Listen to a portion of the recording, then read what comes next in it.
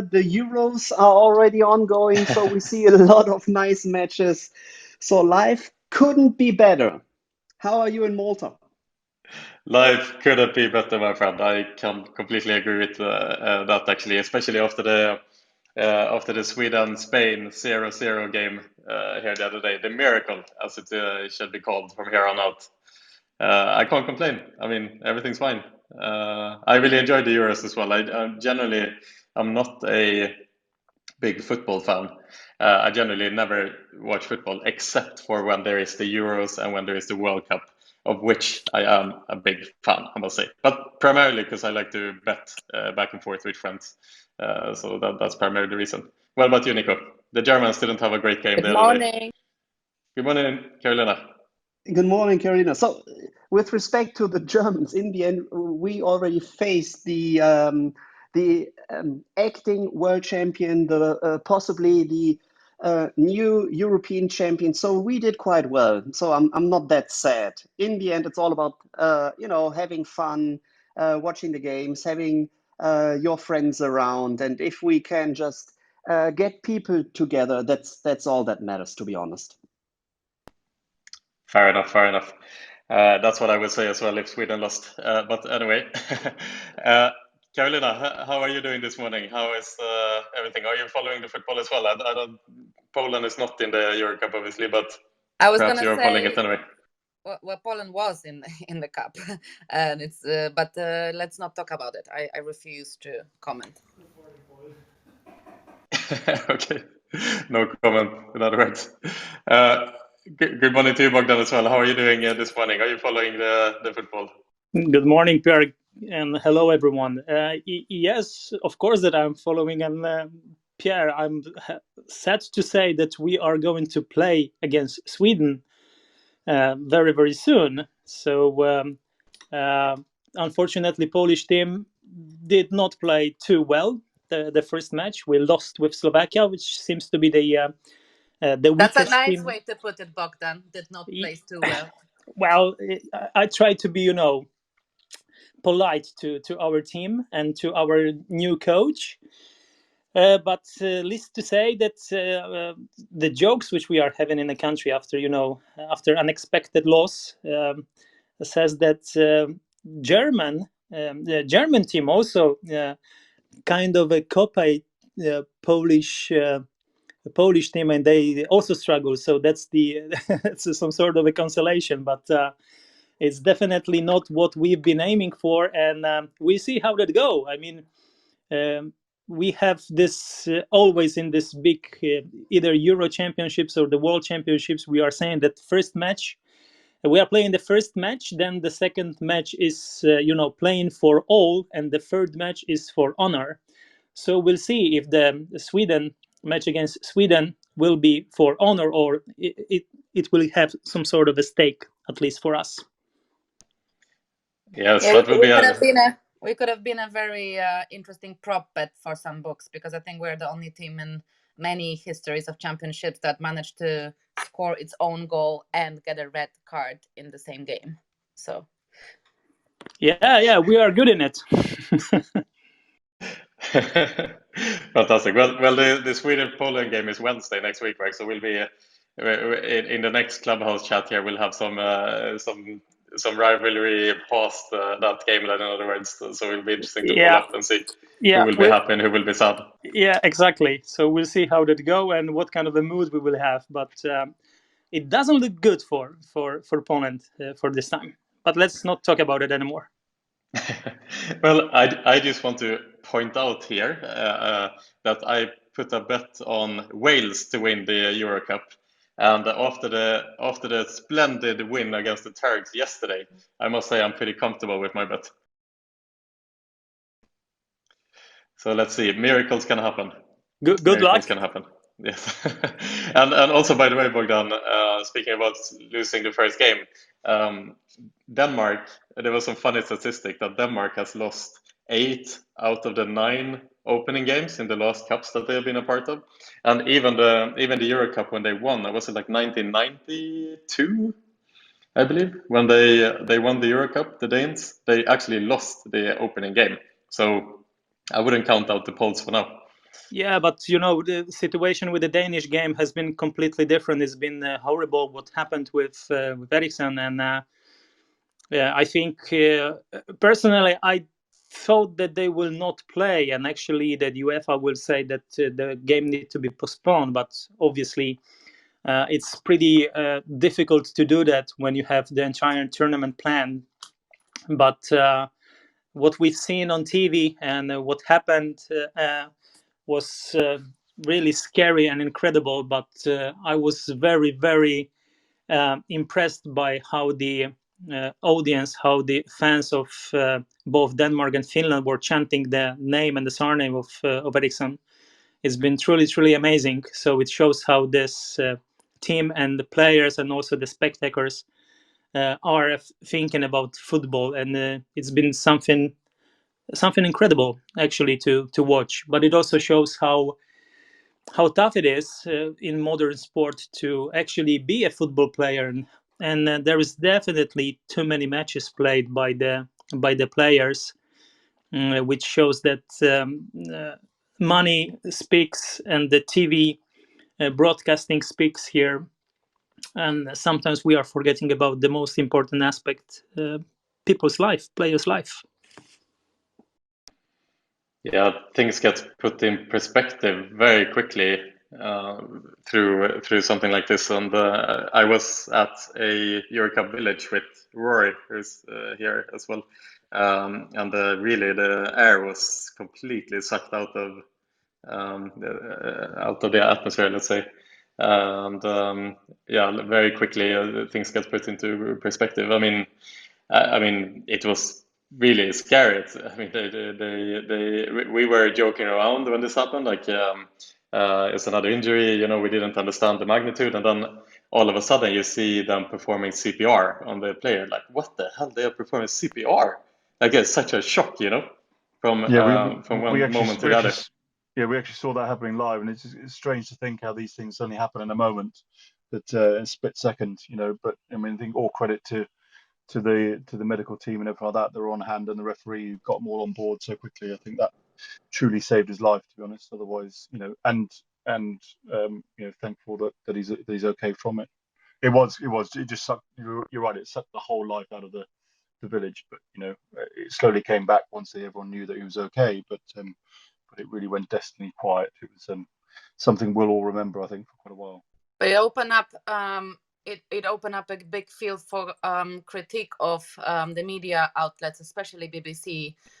It's widely critiqued in UK that they didn't cut to the studio earlier. It's been spoken about by many sort of professional footballers that the cut should have been made earlier. They did issue an apology and an explanation of it's the Football Association that controls the actual filming times, but it's all an excuse. And the fact is that there was someone that made the decision to zoom in on the crying wife of the guy, which I find disgusting myself. I think there was a lot of kids watching the game with their parents, and questions were being asked about what's happening, and I really think a lot of this footage was unnecessary and big intrusion onto someone's privacy. Well, I think that's generally the British media, though. They Princess Diana's, for one, you can look at that was paparazzi 101, and that it's a common thing in the UK that they don't really care about anything apart from the photo. And whilst it was a great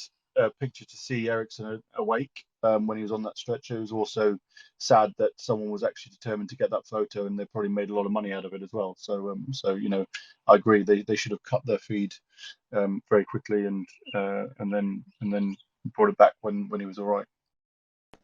So we had the same discussion with the German TV broadcasters as well, and their kind of excuse was, okay, the footage we're seeing is provided by the UEFA, and that's why we needed to rely on what we get from the UEFA. But if you just think about the match of France versus Germany, when this kind of base jumper just flew inside the stadium, there has been no footage of this guy actually hitting the court. Why? Because UEFA switches cameras as soon as there is any political message, broadcasters, and or if anyone just raises a banner with a message which is not in line with one of the partners of UEFA. So from my perspective, it's just a bad excuse, and this just shows what UEFA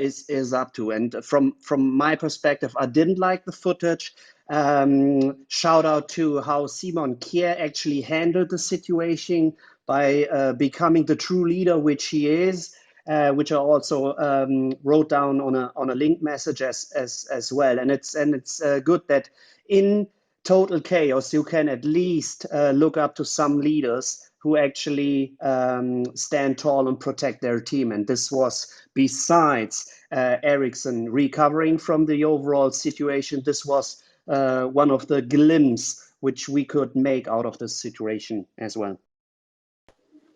Yeah, and something to add on this note is not as dramatic as what we've seen during the Denmark-Finland game, but what I liked the other day is actually the press conference before the Portugal game, and what Ronaldo did in the front of the cameras when he removed the 2 bottles of the main sponsor, Coca-Cola, from the table and replaced it with his own water bottle.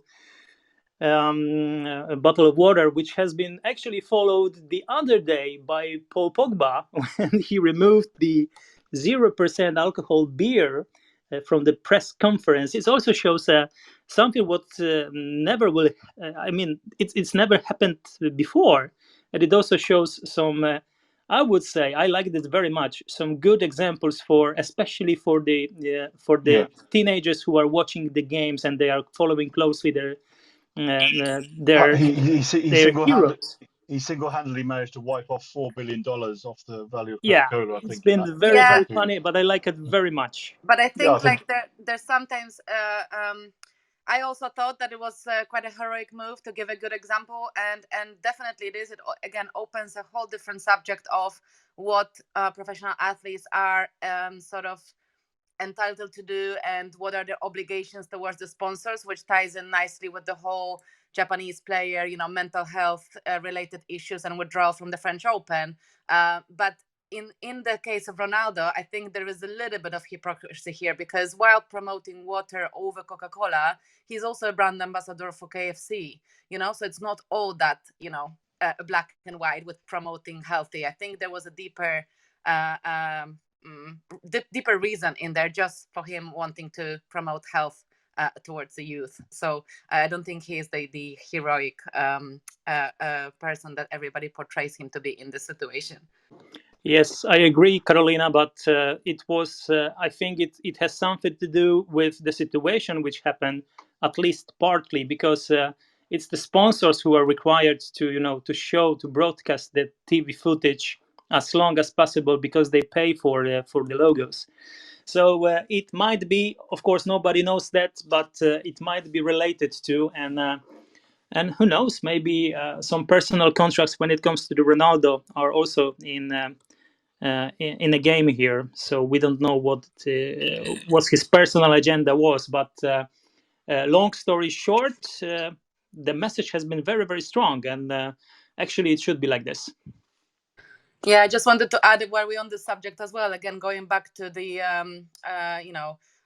tennis issue, where the whole debate started over the fact whether tennis professional athletes are being paid enough to have to sustain sort of some of the tough conferences and speak publicly after matches when they don't feel it's good for the mental well-being. And I love the marketing effort from Calm, the app that is similar to Headspace, which is actually guided meditation, and it's an app oriented around mental health. They stepped in and announced that they will pay all the fees and all the fines that the Tennis Association enforces on players that decline to make those speeches or withdraw from any media arrangements due to mental health issues. So I think it was a brilliant move by Calm, and I fully stand by the belief that they should not be forced to do this if they really believe that it's threatening their mental health. I think it's wrong and old-fashioned for tennis associations to say that it's part of their obligation.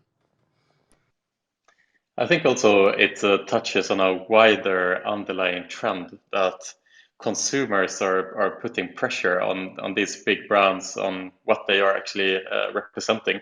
So in the case of UEFA now and the Coca-Cola, the questions are arising. What responsibility does UEFA have to promote a healthy lifestyle or to promote an unhealthy lifestyle like Coca-Cola or McDonald's that we usually see? Obviously McDonald's trying to leverage these very healthy, well-performing athletes and tie them to their brand, and consumers are more and more tired of this. Consumers have stronger and stronger opinions. And I think this goes to show the more underlying trend that in the modern world, the top brands, the most respected brands, they should take positions. They should have an agenda that represents their that represents moving towards a better world in general. I think Nike is a great example of that as well, who are taking stances, choosing to sponsor Kaepernick, the American football player who took a knee, clearly taking a stance of where they are politically, Nike. And I think they are, by doing that, they're also alienating part of their own demographic, and that is why this message is so powerful from them. So I think sponsorships and movements like this from major brands also makes you question the brands who doesn't take a stance, who just are in it for the money, let's say, who doesn't really stand for anything. So interesting underlying trends and the movements of that, I think, as well. On this, Pierre, I'm thinking as well that there is a kind of a moral limit of what you can ask of the supporters, of the players, of top sporters, because you see in those videos that the whole wall is covered in brands, in promotion, and then there's these bottles like right in front of them, which actually to me it looks a bit stupid. Like you see the bottle and then you see the person speaking, and this is where they have the power to say, okay, this is where it stops. Brands are asking too much from us. I can put this physically away, and they might think like, okay, it's health related, but I think it's also a moral way of players feeling the power to say like stop to brands, like it's too much. Yeah, good point, Lisbeth. I agree with that as well. I want to switch topic a little bit here and jump into we have a lot of really interesting topics today. We definitely won't have time for everything. But just to give a little bit of a sneak peek of what's in this discussion today that I'd like to bring up to the panel. First of all, I think it would be really interesting to discuss the Hindenburg report, the Hindenburg research report that came out just the other day. Basically, a organization that have put a short sell on DraftKings, announced a very long report discrediting SBTech, which is part of DraftKings. I'd love to have a little bit of a discussion around that. See if people have read that report. I read it the other day. I know Carolina and Nico are up to date with that as well. But that's one discussion point. And I loved especially to hear Lisbeth's feedback here, because it touches very much on ESG. But let's bring that up later. Until then, I wanted to bring up another small topic here as well on something that touches Carolina's, I guess it's unnamed, the company at the moment, but formerly known as SharedPlay. Who is hey, we're still known as SharedPlay. We're gonna be known as that for a couple of more months more until we announce a rebrand. We've got pretty good timing for rebrand allowed, so 4 months before we are sort of abandoning the name. But yeah. All right, currently known as SharedPlay, and future known as something else. Let's say that. Yeah. But there was a really interesting news report that came out that the Reddit co-founder Alexis Ohanian is starting what you could just call as a competitor to Carolina's SharedPlay, you could say, on the sports betting side of things, where they are trying to basically merge social media with sports betting in a kind of like friendly bet banter type platform, where instead of people betting 10 euros and then transferring it via Revolut or whatever, there's an actual platform where you can offer betting to each other on a social level. And I thought that was quite quite interesting. And I'd love to hear your opinion on this, Carolina. I don't know if you've read into. Obviously, you were the one who posted it to me and Nico, so I'm assuming that you have investigated this a little bit. And what do you make of this? Because this seems like a quite new format. Yeah, for sure. I did investigate. I connected with everybody that works there, signed up for beta, and I think it's great. My comments are, first of all, if they need any better names, I have a small library of trademarks I could sell. But I think that it's interesting that all these big names are getting involved in industries that previously have been looked down on and sort of, put on the dodgy spectrum. And I knew that this is going to happen because it's a very different approach to sports betting in the US. It's not going to cover casino in the immediate term or never, but sports betting is seen as something cool, and there's a lot of celebrities, getting involved with it. And I think it's a great credit to the likes of DraftKings and FanDuel for their fantasy offering and how they changed the perception of the industry. So it's not a surprise that sort of the big names are getting into it. The article is very vague. I mean, it's quite easy to say we're building a social sports betting. Building sports betting is a machine where you need to put a lot of money in. This fund is not just the Reddit founder. There's also Tinder founder in there and a couple of other sort of very well-known names in a VC world. So they're not going to be short of cash. But I think to say that they're going to take a market share from DraftKings, it's a very bold statement for something that it's still a startup. And still, I didn't see much of a sports betting expertise in there. So I think that might be positive from one side because they can have a completely fresh perspective on things, but negative from another side because at the end of the day, sports betting has been around for a while, so there are certain behaviors that are engraved into people's minds. So yeah, from my perspective, super interesting. I'm on the casino side and more esport, and I think we're not going to be directly competing with solutions like that, but it also makes me think eventually I'm going to need some big names for advisory board and for our investor portfolio so that we can also get that kind of PR and visibility in the market space, because it's very hard to compete when you start to see these A-listers supporting. But all in all, super positive that gambling is making to mainstream news in a positive spotlight for once, and not always, being bashed. On one question to you, Carolina. So if we just hear some topics like social sports betting, is this some kind of a betting exchange approach? Do you anything more in detail about this, or how could it No, actually? so I don't know. They're being very vague, but I can't judge. I can't critique that because it's the same. If you look at my website, I'm not going to put all the cards on the table before I've got the product ready. So maybe that's intentional. But I did read about sort of a bit further engraving of social media, and with someone like Reddit's founder on board, these really will help them. But I also read about leaderboards and tournaments. So I just hope that it's not the usual understanding of social. Let's strap on a leaderboard and that makes it social. It remains to be seen, but I would expect that this is going to be some kind of peer-to-peer as well, and not just leaderboards. And it will be very interesting to observe. It's not the first app in the US. I've seen now there's Socios, there's Placer, there is Wager. So it's up and coming trend, and it's happening more and more. I'm very happy to see this. It just again confirms I am on the right track. I just wish I've done it 3 years ago when I first started to talk about it. But I guess I needed to work up some courage for startup journey. So there you go. Hindsight is 2020, Carolina. But from the screen dump that they did in this press release in Bloomberg, it looks very much like they are modeling this platform after a traditional social media platform.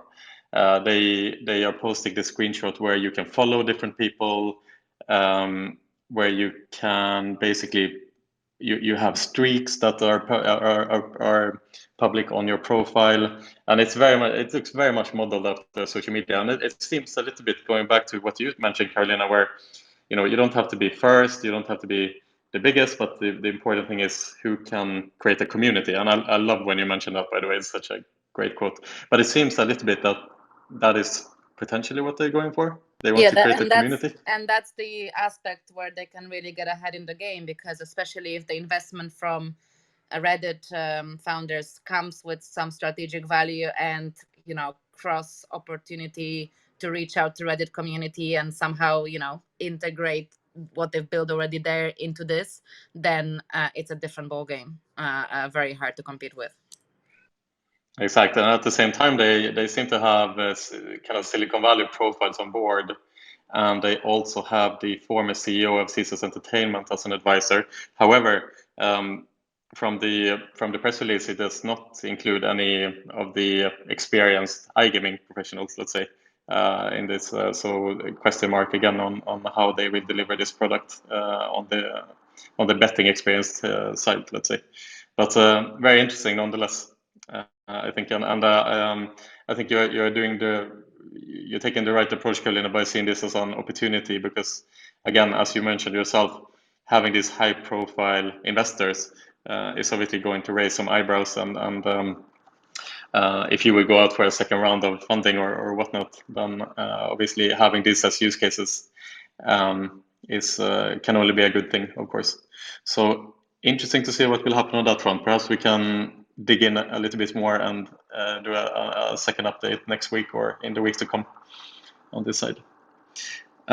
So closing that subject a bit, Nico, I know that as per usual, you have prepared a just incredible, fantastic summary of what's happened in the news last week. Not putting pressure on you, but would you like to share it with us? Of course I will, and as the time has already kind of stepped up so far, I will just keep it short. So what we've seen last week, the second biggest TV corp in Germany, ProSieben Sat.1 Mediagate, they are about to enter the German betting market. If you're quite familiar, so they have a market share in Germany of roughly 24%.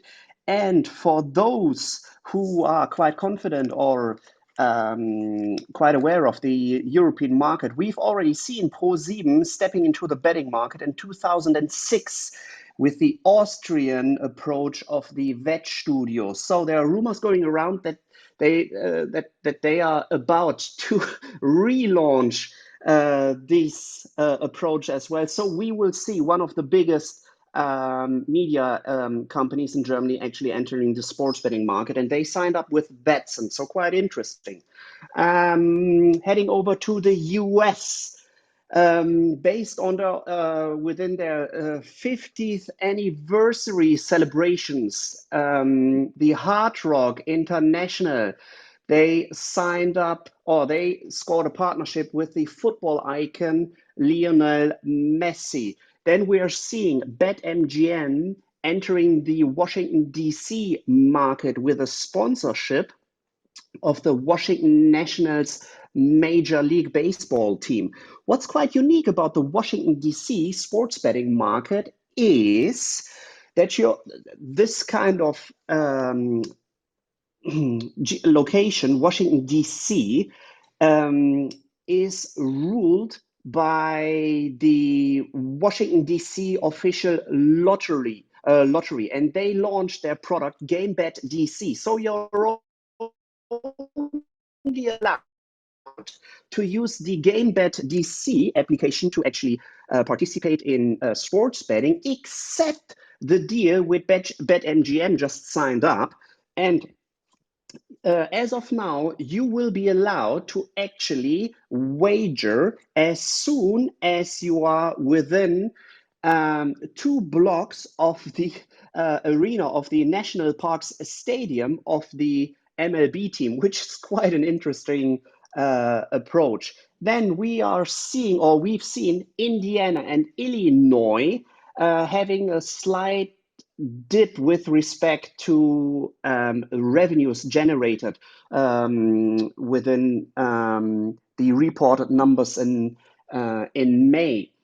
Going on with the US, a committee has approved the Ohio betting bill, So applications can be handed in starting by January 1st, and licenses will be approved from April the 1st. If you're quite familiar with Ohio and the kind of timeline, they already stated on an earlier stage that they will open up the market a little bit earlier. As of now, it's just postponed a little bit to the back. If you're not familiar with the size of the state of Ohio, so the GDP is roughly the same like Iran and slightly bigger than Poland.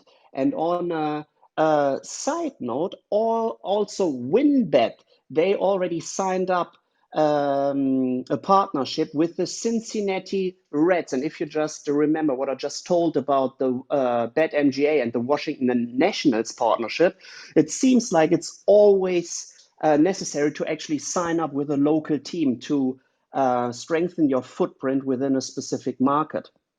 Heading over to the M&A side, S Markets, they received an investment from Susquehanna to expand their US presence. Although they did not distribute any numbers, I'm quite sure, as I have been talking to Jason Trost already, that it should be within the high double-digit millions what they actually received from their end.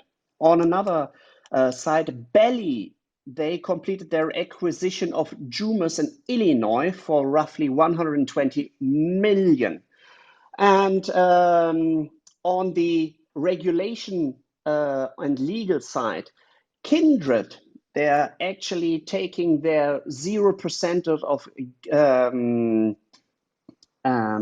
sorry, I'm just missing a word. Addicted related gambling revenues. They are partnering up with the EASG, and they are already publishing an app called Better Time to actually identify problem-related gambling and to reduce this. On another side, on another note, the Swedish court had actually cut the Kindred penalty fee to half, which is now 100 million Swedish crowns.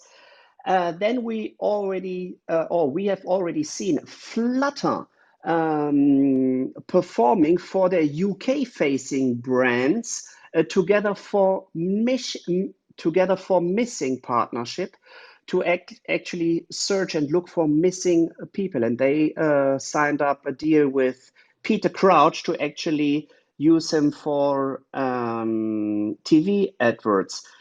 Staying in the UK, gambling, Great Britain license fees are about to increase in pricing by 55% from October.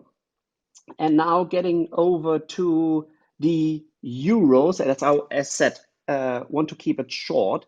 For France, latest researchers have shown that 1/3 of all French Euro 2020 viewers are about to bet on the tournament, which is quite a big number. And now I just want to hand over the mic again to either Carolina or Pierre to continue the discussion. Thank you. Brilliant, Nico. Some really interesting movements here as well. And I see the Great Britain license fees are about to increase. At the same time, in Italy, there's a proposal to 10 times increase the license fee at the same time as they are cutting down on the concessions from 120 licenses to 40. So this is also a proposal that has been heavily criticized by the EGBA, the European industry organization that represents the iGaming industry. So a lot more fees, lots more regulation coming in Europe, unsurprisingly enough.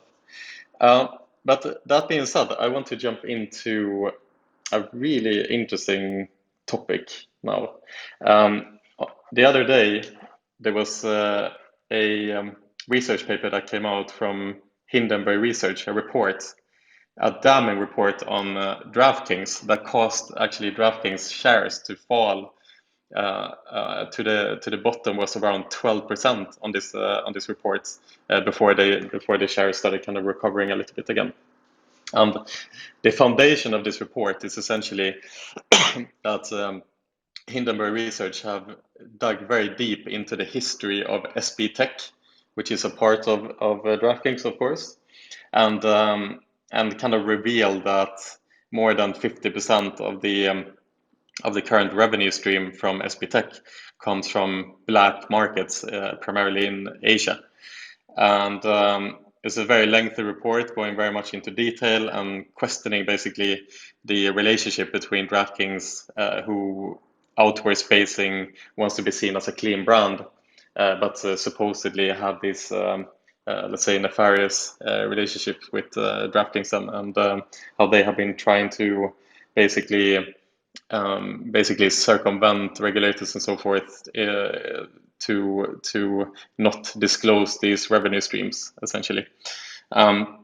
So again, also important to point out is that that Hindenburg Research, the company behind this article, have made a short sell on DraftKings shares, meaning that they have taken a position that it's in their interest that DraftKings are performing bad. Let's say they have a financial interest in the shares falling, right? So that to a certain extent makes the article less credible, let's say, but it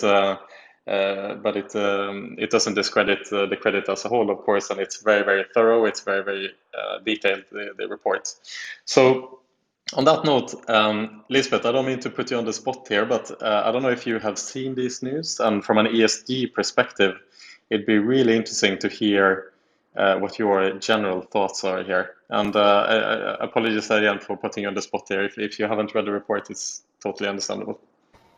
No problem. No, I have been reading about the recent more campaigns supported by the American Gaming Association, and I saw this week that DraftKings hooked onto that, which is all about bet responsibly and a big push on the sports betting front. So it's from a sustainability point of view, I think it's a move. It brought about, like, these reports bring about a shift of thinking of the leaders. Like, it's important to focus more on it, and I think Europe has a big focus on responsible gaming and everything around that as the priority area, the biggest area of the whole sustainability strategy.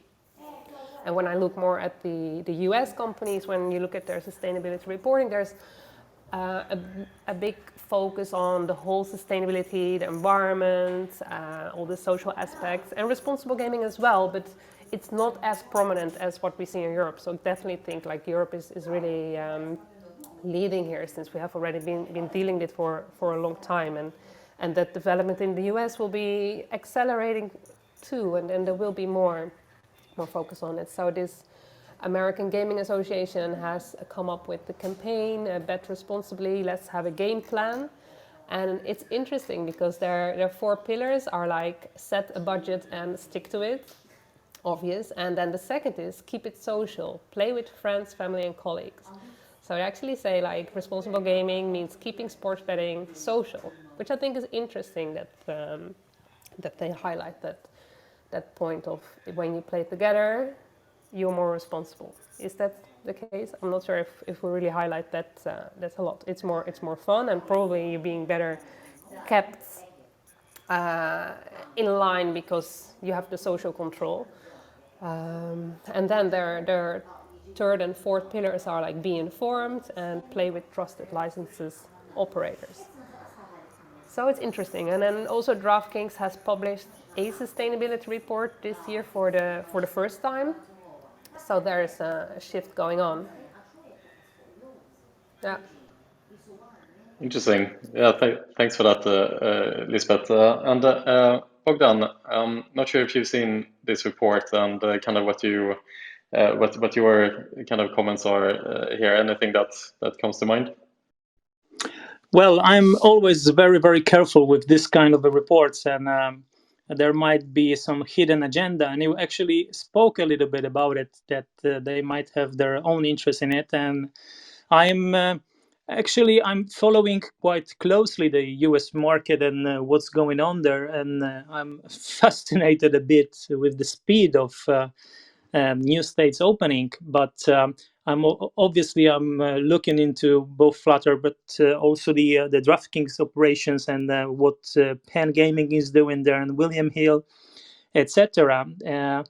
But to me personally, I pretty much like what they are doing when it comes to the DraftKings. That's my personal opinion, completely subjective. So I'm not that. Of course, if you look on the report and what it says, it's kind of it's shady. Obviously, you get some mixed emotions, but on the other hand, let's have a look on the European companies also and their actions. I'm not going to name the company, but enough to say that one big group of companies with the Swedish roots has been very, very active and depending on, for instance, Turkish market, which we all know. I wouldn't be that too thorough to go into the details of this article. I would rather wait and see how this develops and actually what DraftKings is going to do about it. But not only about it, I'm also looking when they are finish change within the organization and they switch into the proprietary platform they are working on. Apart from that, also looking on their recent acquisitions, where they are going to be pretty strong when it comes to both advertising but also the social aspect of gaming and betting. So it's interesting to see how this develops. So I'm rather standing outside and look how this develop than actively comment on this particular article. I think one of the key things is to see how they're quite heavy in the US. I think they partnered with the NFL, didn't they? NBA, NASCAR, UFC. I think it'd be really interesting to see how they respond to all this as well, because it's a brand in America. Certainly, it's a very brand conscious society. So I think they'll probably determine quite a lot about how the market reacts to DraftKings. Yes, it will be interesting to see if this kind of blows away this report. I mean, Hindenburg obviously a very credible organization in general, or if there will be some form of response, like you're mentioning, Rory, of these very credible brands that are partnered with DraftKings starting questioning them.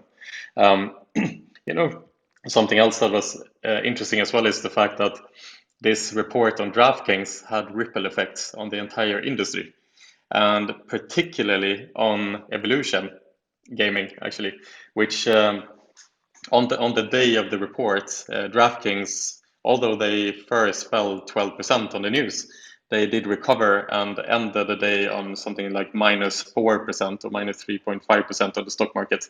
However, Evolution Gaming fell 7% on the news and an additional 4% today. So Evolution actually fell around 10% on the Hindenburg report on DraftKings, and that obviously is alluding to investors are scared that a lot of Evolution's revenue is coming from unregulated and black markets as well.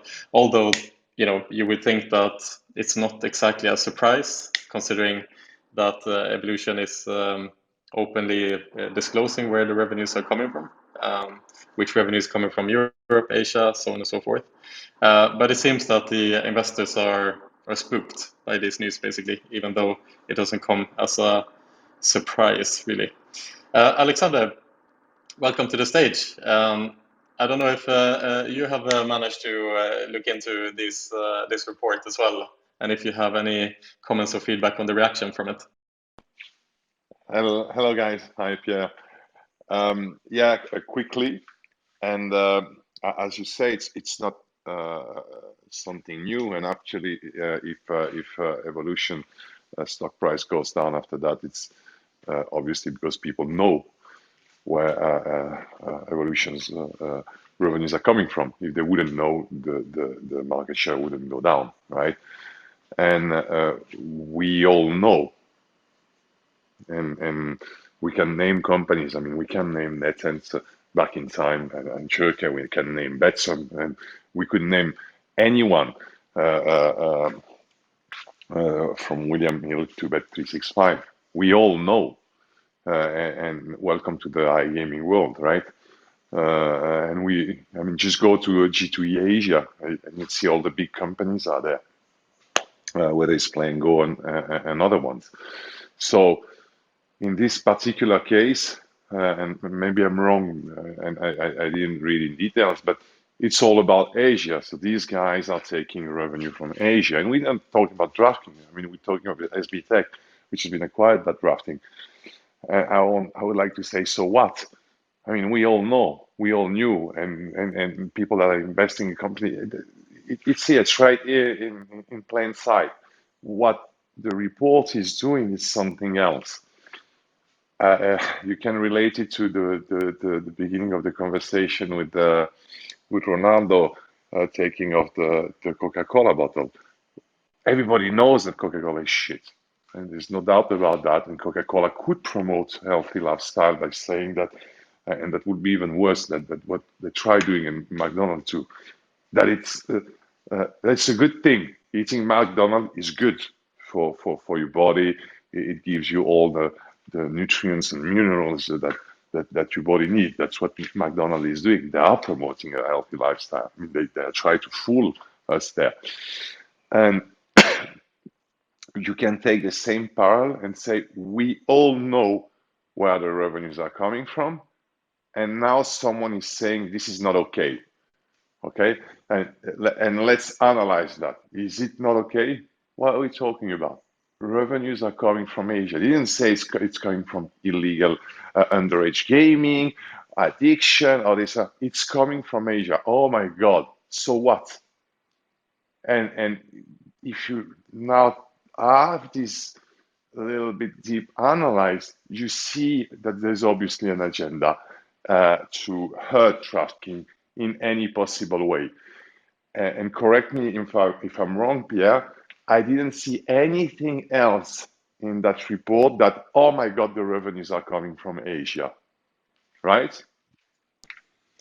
Yeah, you're right, Alex. I mean, I think what is kind of damaging to SB Tech and DraftKings here is that what Hindenburg is alluding to is that SB Tech has very much hidden or trying to hide these revenue streams, like actively trying to hide it, and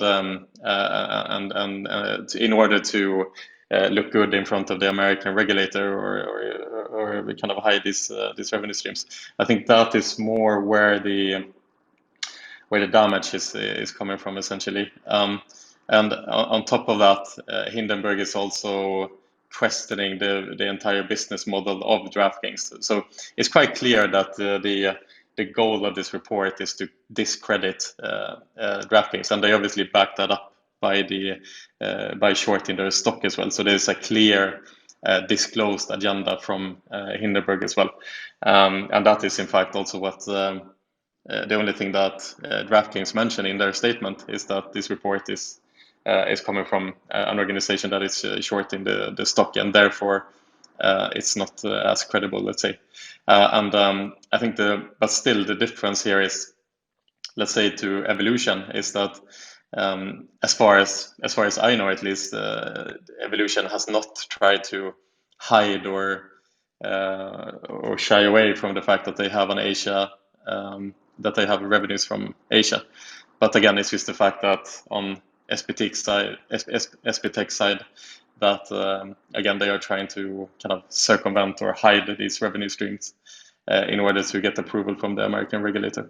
Not sure again how relevant it is. Not sure what implications that will have on SB Tech, on DraftKings from a regulatory point of view. If that's going to change anything from the eyes of the regulator, but But that is kind of what you were saying here as well, Alex, is that DraftKings, let's say, or SBTech rather, are the McDonald's here in this situation, which are trying to kind of go behind the backs or hide certain facts from the public. And again, I think that, to be honest, there's nothing to hide. These guys are doing business in Asia. The only problem here, that you're facing when you're running an operation that has multiple license, is that, let's say you go and you would do business. I don't know now in which country it will come later. That wouldn't say it's bad. You would go and you will take players. I don't know. Let's say from. Okay, it doesn't come up to my mind right now. But you have a UKGC license, or you have a US license, and these guys, they're gonna come after you because you take customer from this other country. Doesn't give a fuck. Okay, and that's that's a very strong issue when you run a multi-jurisdictional gambling operation.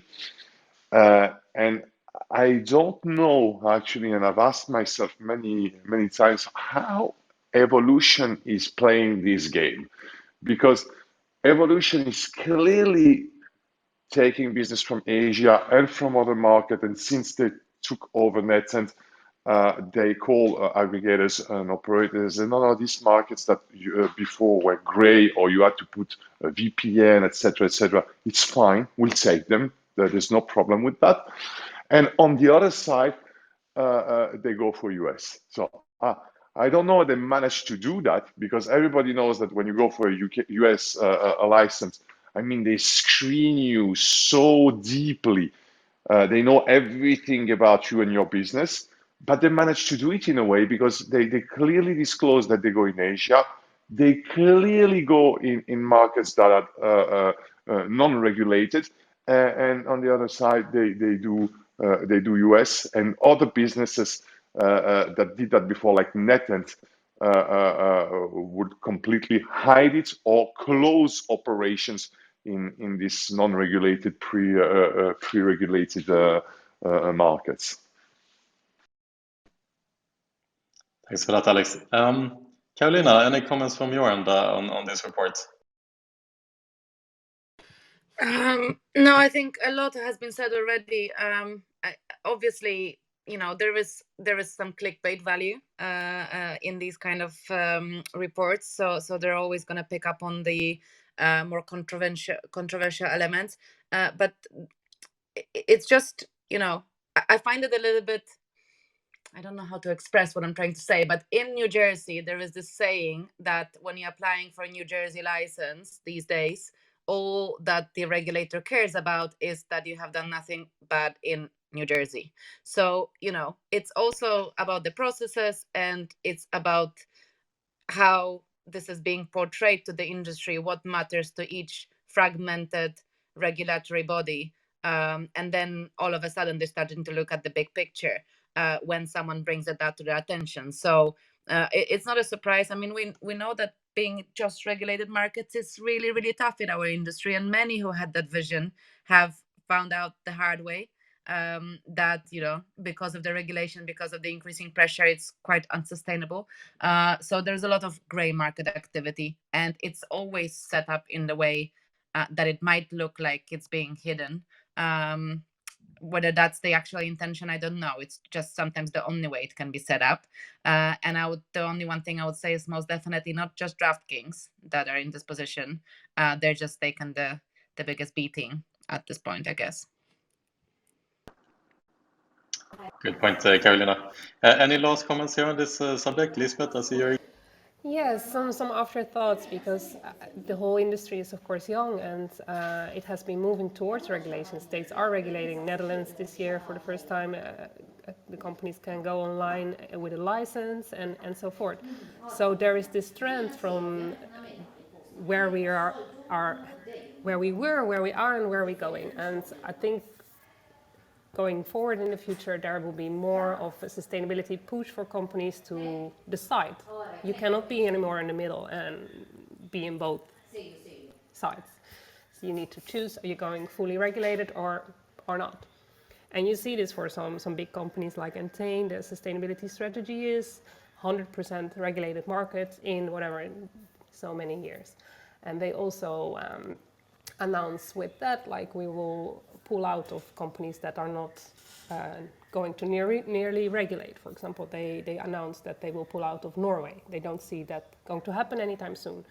So this is, I guess, the trend a little bit behind it, the growing industry.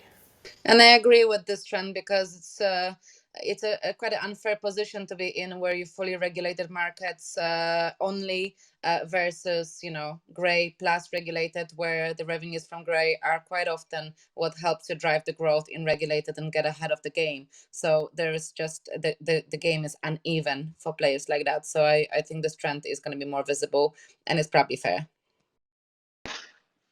And also, Aspire Global are choosing this strategy as well, Lisbeth, right? On only working in regulated market. I did a podcast with your CEO the other day, actually, Chashi, and he talked about this as the only long-term strategy is to work in regulated markets.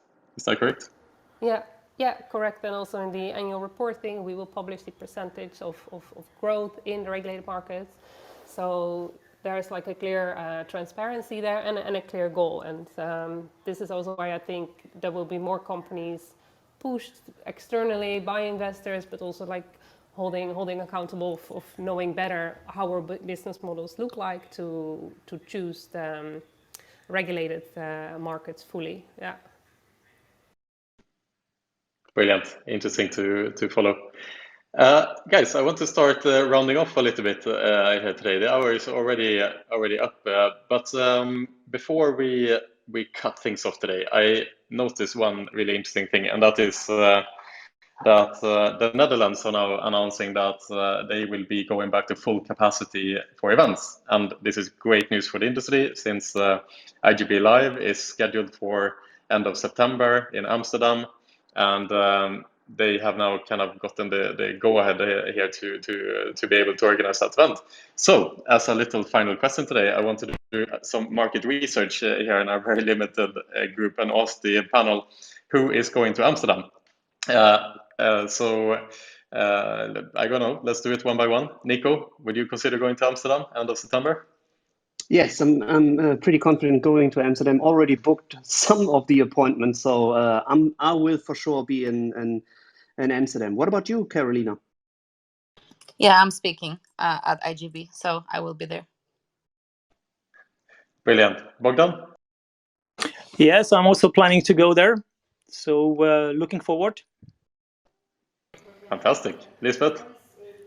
I haven't booked my tickets yet, but I would be very happy to go. As you know, I am from the Netherlands. I haven't been there for almost 1.5 years, so would definitely take that on the side as well. Good timing, in other words. Rory, head of Insight, are we going to go together, you think?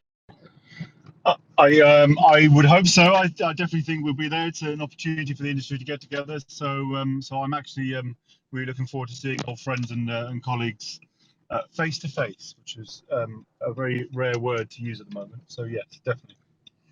Yeah, you're Dutch as well, Rory, so they're a good opportunity. That is true. I will have to use my Dutch to hopefully get by a little bit. So yes, it will come out when I'm over there, not necessarily before. There's not many people in London who speak Dutch. So. Brilliant. And Alex, my dark shadow friend, are we going to have some deep discussions in Amsterdam?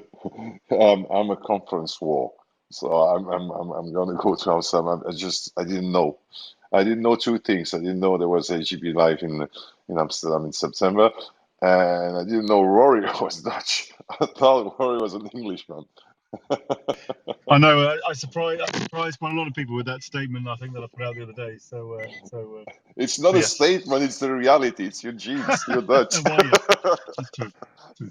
That's what. Hence the tallness. So I blame the Dutch milk.